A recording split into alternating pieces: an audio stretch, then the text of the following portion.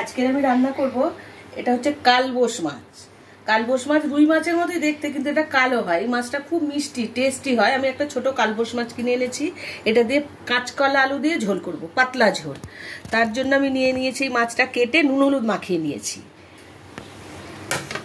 আলু কেটে নিয়েছি একটু পাতলা করে, লম্বা লম্বা করে, দেখুন। কাঁচকলাগুলো কেটে নিয়েছি। আর নিয়েছি হলুদ গুঁড়ো, লঙ্কা গুঁড়ো, নুন, জিরে গুঁড়ো, ধনে গুঁড়ো, গোটা শুকনো লঙ্কা, তেজপাতা থাকছে, ফোড়নে দেবো 5 ফোড়ন, আর কাঁচা লঙ্কা রেখেছি, যদি লাগে আমি দেব। আমি এখন গ্যাসটা জ্বালিয়ে মাছটা ভেজে নেব। তেল আর জল তো সবসময়ই লাগছে। মাছটা ভালো করে আমি ভেজে নেব তেলটা গরম হলে। তেলটা গরম হয়ে গেছে, এখন আমি মাছগুলো আস্তে করে ছেড়ে দেবো, ভালো করে ভেজে নেব।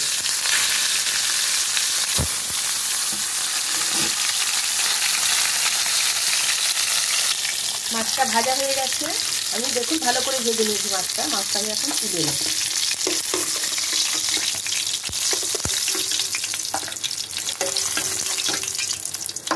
এখন এই তেলের মধ্যে দেব আমি 5 ফোড়ন,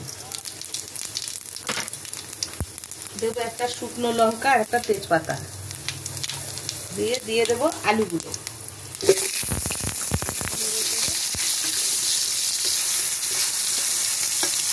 দিয়ে দেবো আমি কাঁচকলাগুলো,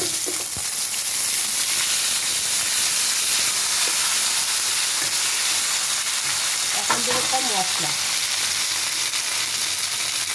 দেবো আমি হলুদ গুঁড়ো আন্দাজ মতন, লঙ্কা গুঁড়ো 1/2 চামচ। কাঁচকলায় খুব ঝাল হয়, মানে ঝাল দিলে ঝালটা খুব ঝাল লাগে।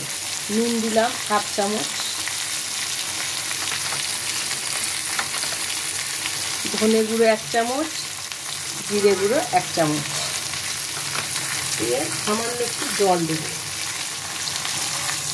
মশলাটা আমি একটু ভালো করে কষিয়ে নেব।